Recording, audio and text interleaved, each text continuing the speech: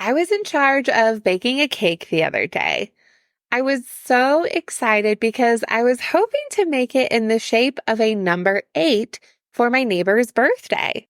I got all the ingredients lined up and started dumping things into my pan. I was in a hurry, so I had no time to measure. They're just ingredients that you mix together. Well, when I pulled my cake out of the oven after cooking, it looked a little funny. I let it cool and I even put some frosting on it. The cake started crumbling everywhere, and I took a bite out of it, and it was disgusting. There was no way I was going to be giving this cake to my neighbor. I should have paid more attention to how I was measuring my ingredients. There are people out there whose job it is to help kids practice and use their math skills and feel confident while doing so.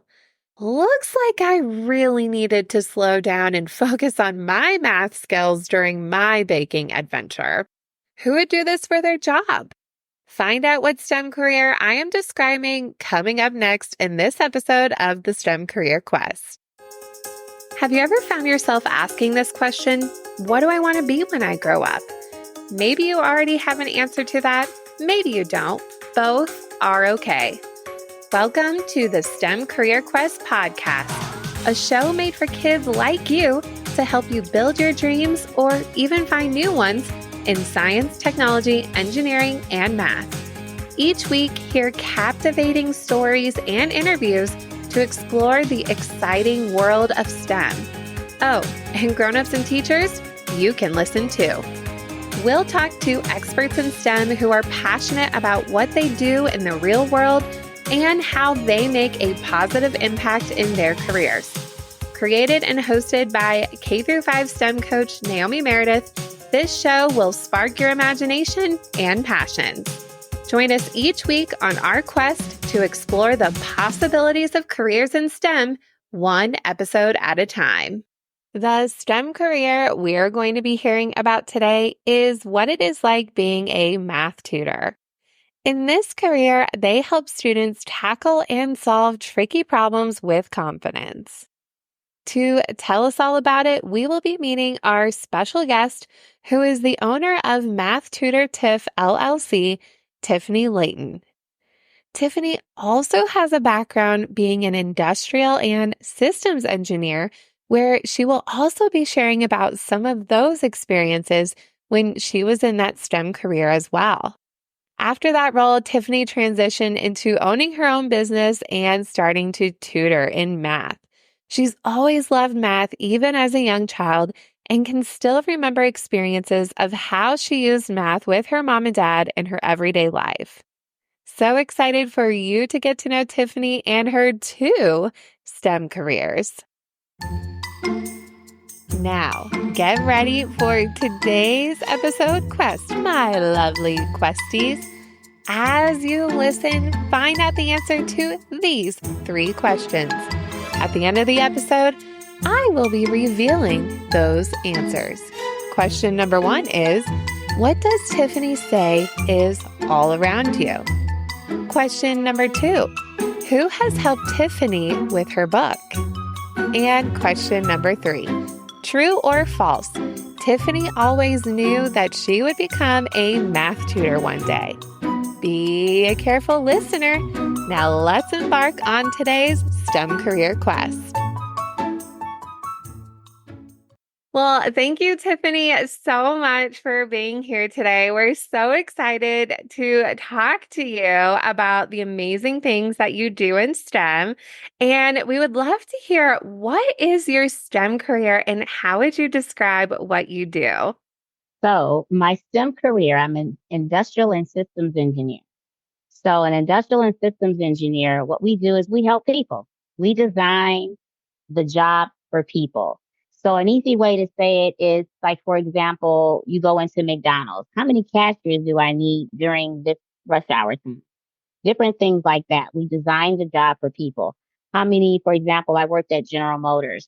So my job was setting up the machines, where to set them up, to make sure that the people flow and the part flow was correct. We do a lot with ergonomics So ergonomics is making sure that your hand doesn't hurt while doing the job or you're not standing too long. So we did a lot of things like that. So that's what an industrial and systems engineer does. They're a people engineer. And I chose it because I love people. So that's what I did. Currently, what I do now, I'm a math tutor. So I'm no longer working as an industrial and systems engineer, but I do math tutoring. And there I help students learn and love math. Everybody's a little intimidated by it and they get a little scared. And then especially when they get older and they get into the fields of algebra and trigonometry, they get a little nervous about it. So I'm there to calm your fears, let you know it's going to be okay and you can do it. You're a mathematician. You do math every day and I'm going to show you. I love how you merged your experiences together and your whole experience being in engineering. I'm sure it definitely helps you when you are talking to students, like the ones listening, and helping them feel confident and also understanding how math, like you said, is all around us and it's really important.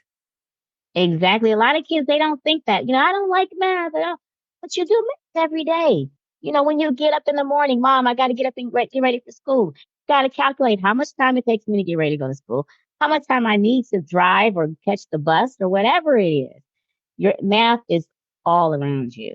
And so I try to help kids to see that. And even adults. I've taught at the college level as well. And I've even helped adults see that. Because, as adults, they end up going into not liking math. And I'm like, well, what about your paycheck?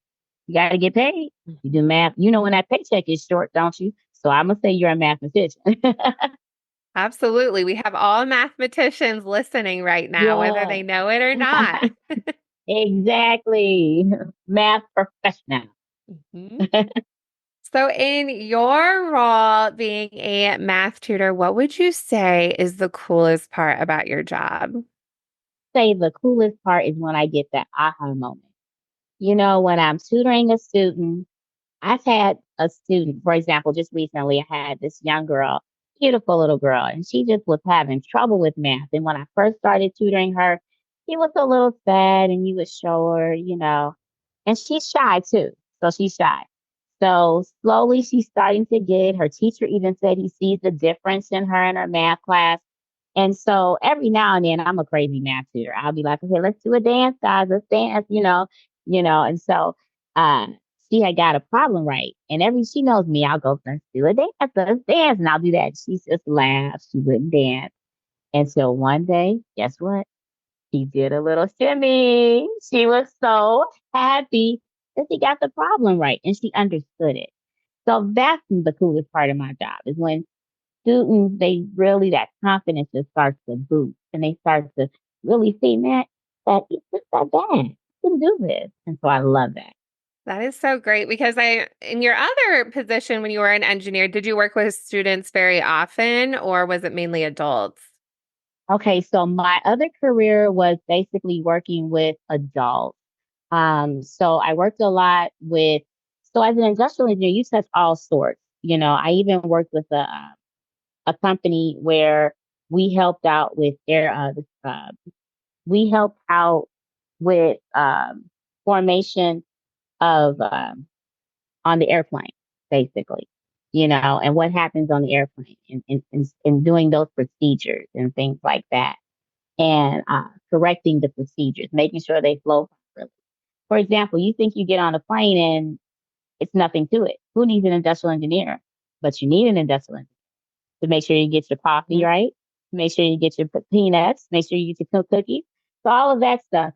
So my job, it touches so many different parts, So I didn't get a chance to work a lot with kids, but I'm sure what I did helped children. Hmm. That's a good way of thinking about it. So, thinking about what you're doing as a math tutor and working with kids and getting those aha moments, do you have a neat story or something shocking that has happened, or even a cool project that you've been working on in this role? Well, I've been working on a book. So I'm working on a book. It's called No Math Today. And so what I'm doing is I noticed that a lot of kids, they get to the point where they don't want to do math. So I wrote a book about a young girl. Her name is Savannah, named after my niece. And this book is about her saying, I'm tired of math. I'm going to take a day off from math. However, can she do that? She runs into a lot of obstacles where math is needed. For example, she wants to play basketball with her friends. They've got to count the score. She says, I can't do it. No math today. And so we're going to watch her go through the day and see whether or not how she ends the day and see whether or not she's successful with her no math day. So that's I, really exciting for me. So what I do also, I'm sorry, to me, but oh, what you're I do good. also, so in the process of doing this, right, I'm getting my students involved. So as I'm going through the story, I'm going through it with my students. I'm showing them the illustrations. They helped me with the illustrations. They helping me with the cover. I said, what do you think about this? They say, I like it. No, I don't like that.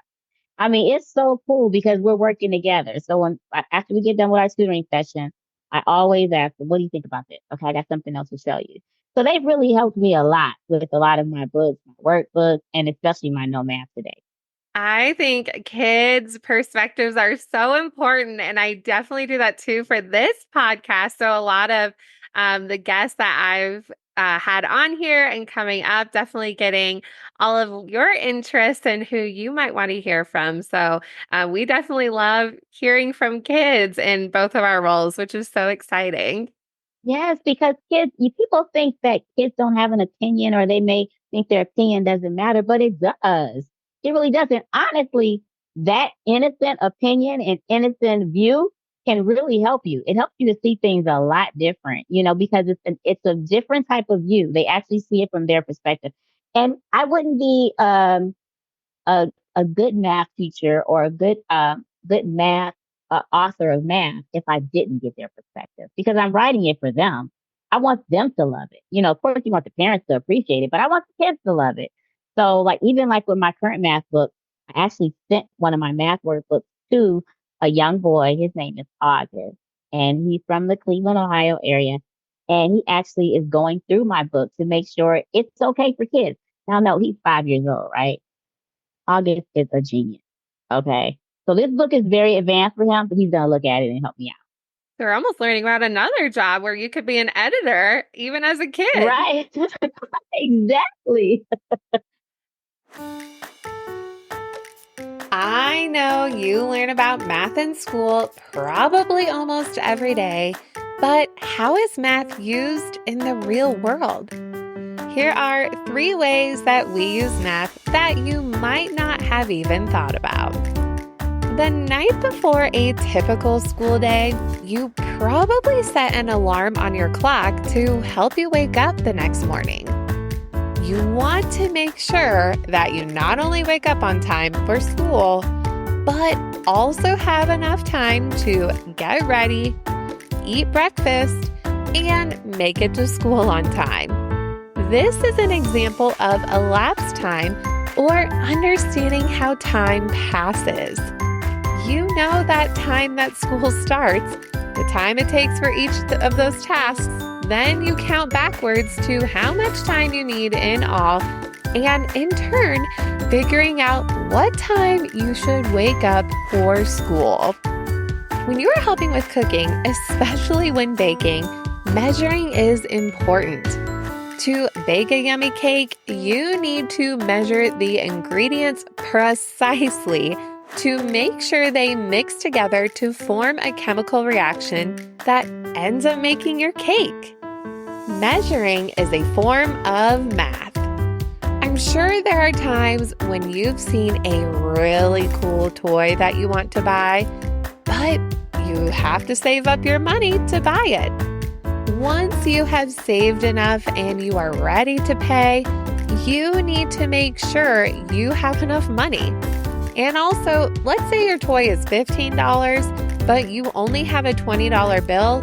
You want to make sure you get back your $5 in change, so you need to do some careful double checking. What other ways have you used math in your everyday life? I'm sure you can think of more. Math is so important and it's all around you. Loving the STEM Career Quest podcast and want more? Join the STEM Career Quest Club, perfect for teachers, homeschool parents, or families looking to add more educational opportunities during school breaks. Inside, you get access to a private community of other STEM Career Quest listeners, comprehension guides for each episode, teaching slides for each episode where it is broken up into chunks so you can listen in smaller segments, related STEM activities you can complete with simple materials, one monthly virtual STEM field trip, and more. Join the club at stemcareerquestpodcast.com/club.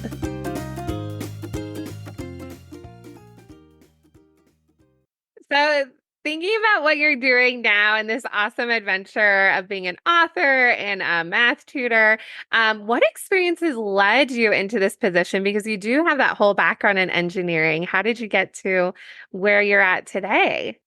So I started off, I was always had a love for math. I was always a good, very good grades in math because my dad was an electrician and he did not play when it came to math. So when I was like, I remember being 3 years old, 3 or 4 years old in the garage, and my dad was putting something together and he was showing me how to do fractions. So when I got to school and I got to kindergarten, I knew how to do fractions, and I would always tell the kids. Kids didn't like me because I was always bragging. You know, I'm like, I know how to do this. I know how to do this because I was always really good at math. My dad, he always instilled that in me. We would go on trips and he would literally say, "Hey, okay, so I need to know how many miles per gallon I'm getting. So we started here. I need you to calculate that." And I remember the first time he did it, I said, "Huh?" And I had to figure it out. He helped me a little bit and I figured it out. And then I was so excited because now I feel like I'm contributing to the trip. I'm making the trip successful. So I always encourage parents, include your kids. My mom, if we go to the grocery store, I'm the one who held the calculator and made sure she didn't go over her budget. So all that cool stuff I did as a kid. So I really loved math and it made me feel like I was important, because I really was helping out the family for real. So I always loved math. Because of that, I did well in math. When I got to my senior year, up until that point, I wanted to be an obstetrician. So I Mhm. had did everything towards the medical field. I was a candy striper. So a candy striper, I don't know what they call it today, but you're a volunteer at the hospital and you go in and you give all the patients water and stuff like that. So I did that for a while and we had a little scare. And I was like, I don't know if I want to do this in the hospital. Somebody had gotten really sick, and I was like, I don't know if I want to do this Yeah. anymore. So I thought about it. I said, we'll see, we'll see. So I was going through my senior year. This is when you really need to choose your career. And I got into physics. And Mr. Finch was my physics teacher. I still remember his name. And he made physics so fun. And I loved it. It just really made, I was like, wow, this is so cool. We would do different experiments and it just made it fun. So I was telling him I didn't know what field I'm. He said, why don't you look into engineering? Well, to me, engineering was very far from medicine. So I'm like, hmm. So I went to the library one day. I looked up a couple of fields. I looked up aerospace engineering because I thought that was kind of cool. Then I said, you know what? I found the career I like, biomedical engineering. So what's biomedical engineering? Biomedical engineers, they make, like, for example, if you lose a limb, they make the new limbs for you. They make them work. They design those. A biomedical engineer also deals with a lot of technology or things that go into the medical field, building the machines, different things like that. They have influence on that. But for the most part, I love how, for example, if a little child lost their arm or leg or something, they can get a new one. Who built it? A biomedical engineer. So I chose biomedical engineering. I got a full ride to Ohio State University, the Ohio State University. And yes, I'm a Buckeye. I mention that in every interview because I'm a proud Buckeye. Go Bucks! But anyway, so I got a full ride to the Ohio State University. They didn't have biomedical engineering as an undergrad. You couldn't take it as an undergrad. You had to take another field of engineering. So I chose electrical because my dad was an electrician. First summer, I was a part of Enroll, which is a program for kids to go into to get jobs while they're in college That's or cool. when they start their senior year. So very, very cool. So kids, you can make some money even when you're in school. Yeah. Excellent. So I did that and I realized that I didn't like it because guess what? As an electrical engineer, all they did for me at that assignment was sit behind the desk. Mm. A fun summer though. I learned how to play euchre that summer. So that was fun. But I did not like electrical engineering. So I went back to my sophomore year and said, I don't want to be an electrical engineer. I don't want to be an engineer.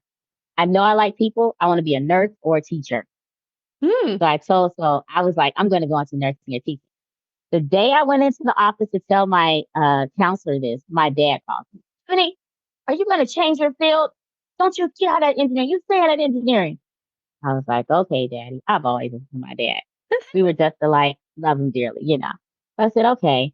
So I went into the office and I told her what was going on. And I told her I didn't like it because I didn't want to sit behind a desk. Why don't you try industrial engineering? He said, they're people engineers. I said, oh, okay. I love that. And so she explained it to me how industrial engineers are found in hospitals. Mm. Did you know a hospital needs an industrial engineer? Yeah, Yeah, they do. that's cool. They do. Every field uses an industrial engineer, you Mm. know? So a lot of your mechanicals, they're basically in manufacturing and things like that. But industrial engineer, we're all over. We're people engineers. So where there's people, there's an industrial engineer. Cool. So that's how I got into industrial engineering. And from there, unfortunately, I ended up getting sick. I ended up getting rheumatoid arthritis. Mm. So because of that, it made it difficult later on in life to work. So I ended up having to not work anymore as an industrial engineer in my field. But I still had my love for math, still had my love for science, still had my love for people. That didn't go anywhere. So I said, you know what? I'm gonna still do these things because I don't want to just sit around and do nothing, you know? So that's why I came up to be a math tutor. So I just started helping kids. I said, some of my friends needed a tutor. They told their friends, and that's how I became a math tutor. Sorry, I know it was a long story, right? I think it's really important for all you guys out there to hear this story because you might think you might have one passion, but that passion leads to another journey.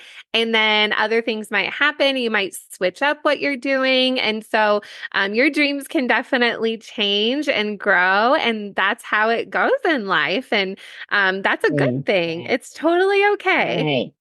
So no matter what happens, you can do it. If you want to do something, you can do it. You may have to change direction on how you do it, but you can do it. Don't let anyone stop you or tell you that you can't, you know? Because if some people told me I couldn't, having rheumatoid, you shouldn't be doing anything. Really? No. So you never know. People try to put you in their box. Don't let them do that, kid. You make sure you shine bright like a diamond. That's so great. It's so true. Well, along with that, so that's also excellent advice. Do you have any other advice for kids out there who maybe they want to get into engineering or even want to go straight into being a math tutor? There are kids who, or maybe do both what you did. That's awesome. Do you have any other advice for kids? I just say, just study. And another thing, if that's something you want to do, start exploring it now. For example, if you want to be a math tutor, I'm sure there's someone in your classroom that needs some help with math. Why not seek them out? Help them out. You could really make someone smile. And that's the fun part about it. We want to make people smile. That's why I love working with people. You can make people happy. Of course, you don't have control over it, but you can add to their happiness. So why not? There might be a child, one of your classmates, they don't like math. Maybe you can help them out. That would be great. That is such great advice. And thank you so much for sharing your wisdom with us and your whole journey and the Mm. amazing things that you're doing in STEM. Thank you for having me. I so appreciate this. Thank you. It was fun. Hope you've been listening carefully to today's episode. We are now going to reveal the answers to today's episode quest. Question number 1 was, what does Tiffany say is all around you? Math. Math is definitely all around you. Question number 2 was, who has helped Tiffany with her book? Her students. She has asked them a lot of questions during the process of publishing her new book. Question number 3 was, true or false? Tiffany always knew she would become a math tutor one day. False. Tiffany has had a lot of experiences throughout her life that involve STEM experiences and jobs that have led to where she is today. Want help following along with the questions? Inside the STEM Career Quest Club, each episode's questions are listed inside the comprehension guides. You also get access of cool paired STEM activities that go along with each episode. And each month, there are also on-demand virtual field trips where you get to learn with me through an interactive experience and also activities along the way where we are learning together and I am showing you and teaching you some really cool things. It's like having me, Naomi, in your classroom and learning about a whole cool topic that is related to a STEM career. Can't wait to see you inside of the club, my questies.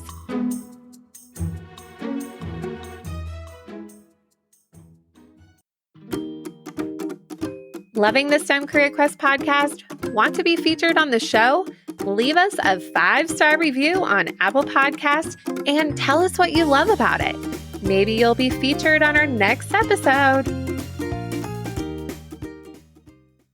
What is something new today that you learned about being a math tutor?